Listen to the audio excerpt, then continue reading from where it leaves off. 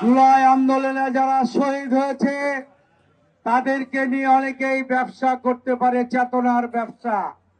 আমরা বলতে চাই, জুলাই যোদ্ধার সদস্যদের পরিবারের সদস্যরা আমার পরিবারের সদস্যের মতোই আমি আগামী দিনে ইনশাআল্লাহ ট্রিট করব। তাদের কষ্ট লাগাবে চেষ্টা করব। এই ঢাকা 11 আসন মাদক সন্ত্রাস এবং চাঁদা মুক্ত করব। বিগত 17 বছর উন্নয়নের নামে লুটপাট হয়েছে। সারা ঢাকা 11 আসনে কোথাও আজকে গ্যাস নেই, মা বোনেরা রান্না করতে কষ্ট পায় এবং অনেক রাস্তা ড্রেন অকেজো হয়ে পড়ে আছে। ইনশাল্লাহ আগামী দিনে ঢাকা 11 আসনের সকল মানুষকে নিয়ে ঐক্যবদ্ধভাবে সন্ত্রাসবাদক এবং চাঁদা মুক্ত ঢাকা 11 আসন প্রতিষ্ঠার পাশাপাশি গ্যাসের সমস্যা সহ উন্নয়নমূলক কাজ আমরা করব।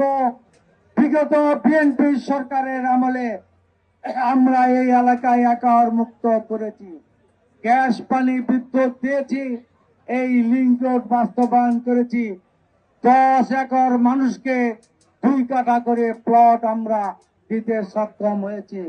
ইনশাল্লাহ আগামী দিনে আমি বিশ্বাস করি ঢাকা 11-র মানুষ যতবার সুযোগ পেয়েছে ততবারই বিএনপির অতীত কাজের মূল্যায়ন করে ধানের শীষে ভোট পেয়েছে।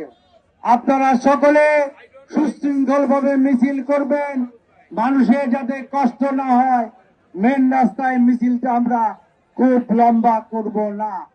আমি বিশ্বাস করি ধানের শীষের বিজয় সারা বাংলাদেশে হবে।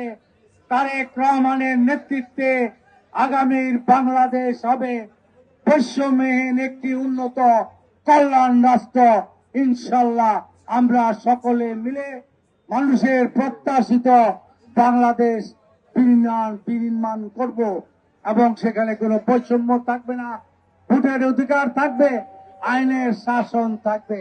আবারও বলি, জুলাইয়ের এই 1400 লোক, বাড্ডার যে 600 মানুষ জীবন দিয়েছে তাদেরকে আমরা শ্রদ্ধার সাথে স্মরণ করব, তাদেরকে আমাদের পরিবারের সদস্যের মতো আমরা মূল্যায়ন করব ইনশাআল্লাহ।